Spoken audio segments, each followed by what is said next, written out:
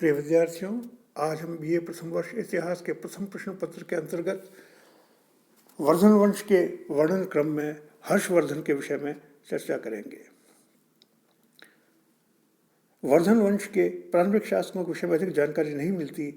माना जाता है कि इस वंश का संस्थापक पुष्यभूति था, जो भगवान शिव का परम भक्त था। पुष्यभूति के उपरांत नरवर्धन, राज्यवर्धन, आदित्यवर्धन नामक शासक हुए, जो स्वतंत्र शासक न होकर किसी स्वतंत्र शासक के सामंत के रूप में शासन कर रहे थे। हर्षचरित के अनुसार प्रभाकर वर्धन इस वंश का चौथा शासक था। वह 580 ईस्वी में सिंहासन पर बैठा। उसने परम भट्टारक तथा महाराजा धीराज की उपाधियां धारण की। प्रभाकर वर्धन के 4 संतानें थी। 3 पुत्र राज्यवर्धन, हर्षवर्धन और कृष्णवर्धन तथा एक पुत्री राज्यश्री। राज्यश्री का विवाह कान्यकुब्ज के मोक्षी राजा ग्रहवर्मा के साथ हुआ था। 605 ईस्वी में प्रभाकर वर्धन की मृत्यु हो गई। उसके बाद उसका ज्येष्ठ पुत्र राज्यवर्धन सिंहासन पर बैठा। शासन संभालते ही उसे मालवा के शासक देवगुप्त के विरुद्ध अभियान पर जाना पड़ा, क्योंकि देवगुप्त ने मोक्षी राज्य पर आक्रमण करके राज्यवर्धन के बहनोई ग्रहवर्मा की हत्या कर दी थी और राज्यवर्धन की बहन राज्यश्री को बंदी गृह में डाल दिया था। राज्यवर्धन ने देवगुप्त को युद्ध में परास्त किया, उसके राज्य को नष्ट भ्रष्ट कर दिया। गौड़ का राजा शशांक देवगुप्त का मित्र था। उसने विश्वासघात करके राज्यवर्धन की हत्या करवा दी और कन्नौज पर अधिकार कर लिया। उसने राज्यश्री को मुक्त कर दिया, जो विंध्य पहाड़ियों में अज्ञात स्थान को चली गई। हर्ष के बांसखेड़ा तथा मधुन अभिलेखों में उसके 4 पूर्व शासकों और उनकी रानियों के नाम मिले हैं। राज्यवर्धन की मृत्यु के उपरांत उसका छोटा भाई हर्षवर्धन थानेश्वर के सिंहासन पर बैठा।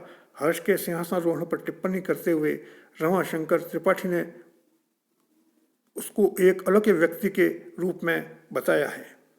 हर्षकालीन इतिहास के जानने के कई साधन हैं, जैसे कवि बाण भट्ट का हर्षचरित, चीनी यात्री वैनसांग का ग्रंथ सीयू की, हर्ष ने स्वयं भी रत्नावली, नागानंद, प्रियदर्शिका नामक ग्रंथों की रचना की।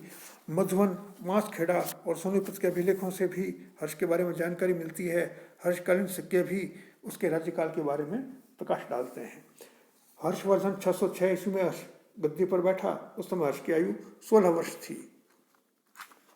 हर्ष के समय अनेक आरंभिक कठिनाइयाँ थी, जैसे राजश्री की खोज करना, कन्नौज की समस्या। राजश्री की कोई संतान नहीं थी, कन्नौज का कोई उत्तराधिकारी नहीं था। कन्नौज के मंत्री ने हर्ष से प्रार्थना की वो कन्नौज का राज्य को संभाल ले, तो हर्ष ने उनकी प्रार्थना को स्वीकार कर लिया और कन्नौज को राजधानी बनाते हुए हर्ष ने थानेश्वर से अपना राज्य स्थानांतरित कर दिया। हर्ष ने इन कठिनाइयों का सामना करने के लिए अपनी एक विशाल सेना तैयार की और एक सुव्यवस्थित विजय योजना का आरंभ किया। पहला, उसने सर्वप्रथम गौड़ नरेश शशांक को दंडित करने, उसके राज्य को जीतने का निर्णय लिया। हर्षचंद्र के अनुसार हर्ष को अपना जब भाई की हत्या का समाचार मिला तो उसने धरती को गौड़ विहीन करने का प्रण दिया।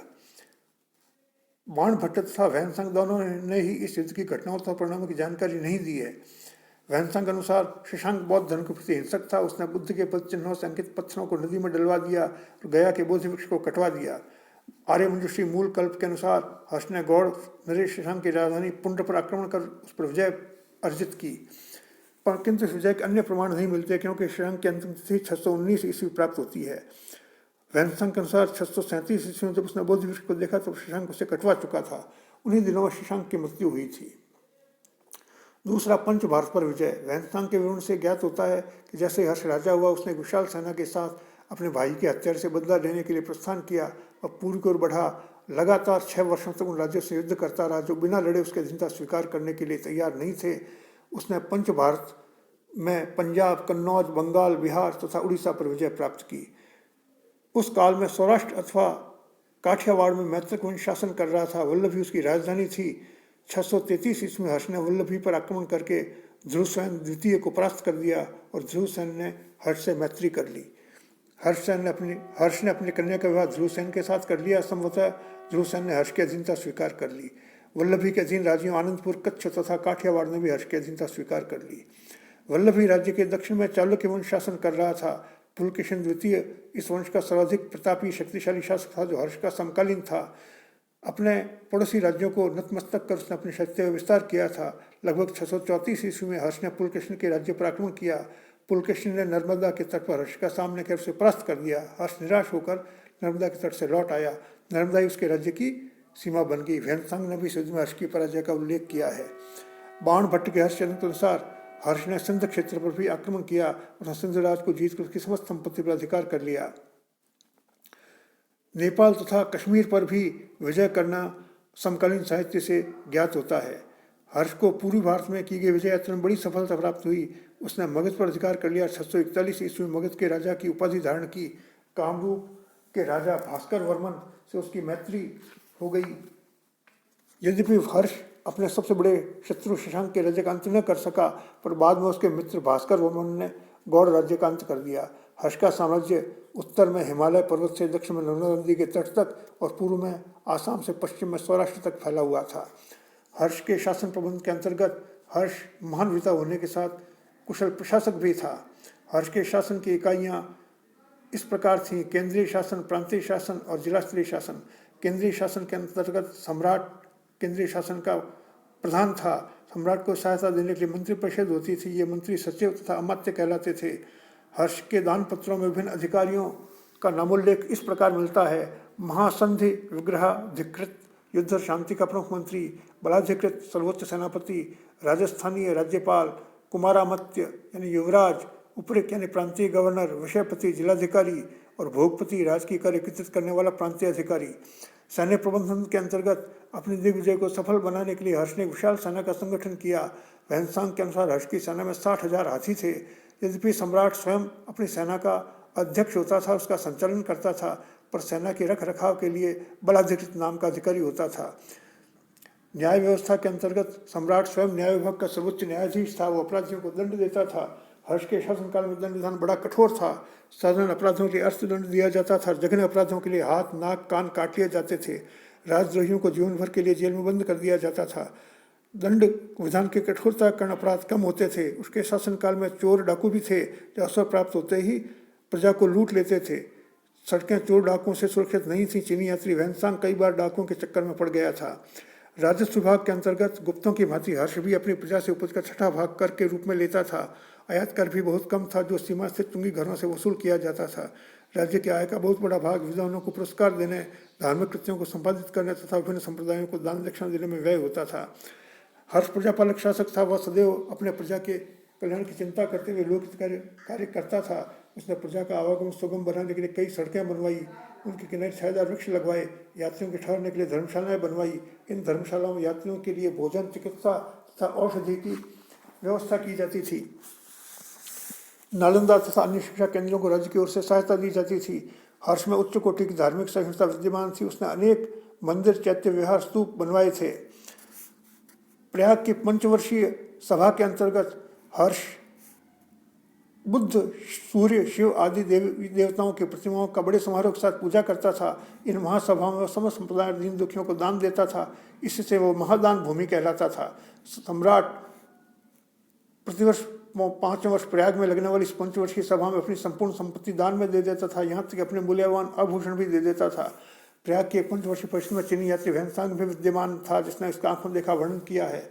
प्रांतीय शासन के अंतर्गत प्रांत, भुक्ति देश आदि नामों से पुकारे जाते थे। भुक्ति के शासक राजस्थानीय राष्ट्रीय उपरिक कहलाते थे। इन पदों पर प्रायः राजकुल के राजकुमार नियुक्त होते थे। जिला स्तरीय शासन के अंतर्गत प्रत्येक प्रांत विषयों में विभक्त रहता था। इसका शासक विषयपति कहलाता था। विषयपति की नियुक्ति प्रांतीय शासक करते थे। अधिष्ठानों में विषयपति के केंद्र होते थे, जहाँ उनके अधिकरण यानी न्यायालय होते थे। विषय अनेक पाठकों में विभक्त थे, जिन्हें आज की तहसील के समकक्ष माना जाता है। प्रांतीय जिला स्तरीय शासकों की सहायता के लिए दंडिक, चौरधर्णिक, दंडपासिक आदि पुलिस अधिकारी नियुक्त किए जाते थे। स्थानीय शासन के अंतर्गत शासन की सबसे छोटी इकाई गांव होता था। गांव के समस्त मामलों की देखरेख गांव के प्रतिष्ठित लोग करते थे, जो महत्तर कहलाते थे। गांव के प्रबंध के लिए ग्रामिक होता था। हर्ष के लेखों में ग्राम स्तरीय अन्य अधिकारियों के भी उल्लेख मिलते हैं। 8 कुलों का निरीक्षक अष्टकुलाधिकरण कहलाता था। शुल्क अर्थात चुंगी वसूलने वाले को शौल्किक कहते थे। वन उपवन आदि का निरीक्षक गौलमिक कहलाता था। भूमि कर का अध्यक्ष ध्रुवाधिकरण, गांव का लेखा जोखा रखने वाला तलवाटक और कागज पत्र रखने वाला अक्षपटलिक कहलाता था। हर्ष का धर्म हर्षचरित के अनुसार हर्ष के पूर्ववर्ती चारों पुष्यभूति शासक शैव धर्म के अनुयायी थे। हर्ष भी प्रारंभ में शैव था। बौद्ध धर्म के प्रति हर्ष का झुकाव बौद्ध भिक्षु दिवाकर मित्र से भेंट होने के बाद हुआ। दिवाकर मित्र ने राज्य श्री को ढूंढने में हर्ष की सहायता की। इस भेंट के बाद लगातार 6 वर्षों तक हर्ष युद्धों में व्यस्त रहा। हर्ष ने वैनसांग के प्रभाव से बौद्ध धर्म स्वीकार किया। हर्ष के प्रयासों से चीन में महायान धर्म का प्रचार हुआ। भारत में उसके प्रचार की गति तेज हुई। वैनसांग के सम्मान में हर्ष ने गया में धर्मसभा का आयोजन किया, जिसमें 20 राज्यों के राजाओं, धार्मिक विद्वानों, ब्राह्मणों, हीनयान, महायान के हजारों अनुयायियों ने भाग लिया। इस अवसर पर कन्नौज में विशाल संघाराम तथा 100 फुट ऊंचा बुर्ज बनवाया गया। इसमें हर्ष के कद के बराबर भगवान बुद्ध की स्वर्ण प्रतिमा स्थापित की गई। हर्ष ने कश्मीर से बुद्ध का दांत मंगवाकर कन्नौज में प्रतिष्ठापित किया। वैनसांग के विवरण के अनुसार इस अवसर पर ब्राह्मणों ने संघाराम में आग लगा दी और हर्ष की हत्या करने का प्रयास किया। इस आरोप में 500 ब्राह्मणों को गया से निष्कासित किया गया। बौद्ध धर्म ग्रहण करने के पश्चात भी हर्ष प्रत्येक 5वें वर्ष प्रयाग में महामोक्ष परिषद का आयोजन करता रहा, जिसमें बुद्ध, सूर्य, शिव की पूजा होती थी। वैनसांग ने छठे परिषद का उल्लेख किया। यह परिषद पूरे 75 दिन चली। इसमें प्रथम दिन बुद्ध की, दूसरे दिन सूर्य की, तीसरे दिन शिव की पूजा हुई, चौथे दिन दान दिया गया। हर्ष के शासनकाल में सांस्कृतिक विकास पर्याप्त मात्रा में हुआ। वास्तुकला तथा मूर्तिकला के अंतर्गत हिंदू, बौद्ध, जैन धर्मों के मंदिर, चैत्य तथा संघाराम बने। एलोरा का मंदिर, एलिफेंटा का गुहा मंदिर, कांची में मोमलपुरम का शैल मंदिर इसी काल में बने। मंदिरों के निर्माण का मूर्तिकला का भी पर्याप्त विकास हुआ। अजंता गुफा की में संख्या गुफा 1 और 2 की मूर्तियां इसी काल की हैं। इस काल में मूर्तिकला में भारतीय शैली तथा मराठी शैली का सम्मेलन हो गया तथा गोलमुख के स्थान पर लंबे चेहरे बनाए जाने लगे। चित्रकला के अंतर्गत अजंता चित्रकला के कई चित्र इसी काल के हैं। अन्य कलाओं के अंतर्गत उत्तरी भारत में संगीत कला, मुद्रा कला, नाट्य कलाओं का विकास हुआ। हर्ष विद्वानों का सम्मान करता था एवं उनका आश्रय दाता था। वैनसांग के अनुसार हर्ष ने अपने दरबारी कवियों से रचनाएं लिखने के लिए कहा था, जिनके संग्रह को जातक माला कहा जाता है। हर्ष अपने राजकोष का एक भाग विद्वानों को पुरस्कार देने में व्यय करता था। हर्ष के दरबारी लेखक बाण भट्ट ने हर्षचरित तथा कादम्बरी नामक ग्रंथों की रचना की। हर्ष की सभा में बाण भट्ट के साथ साथ मयूर, हरिदत्त, जयसेन, मातंग, दिवाकर, भर्तृहरि आदि प्रसिद्ध कवि लेखक रहते थे। हर्ष के समय में अन्य लेखकों ने भी बड़ी संख्या में ग्रंथ लिखे। प्रिय विद्यार्थियों, आज के वीडियो में इतना ही। धन्यवाद।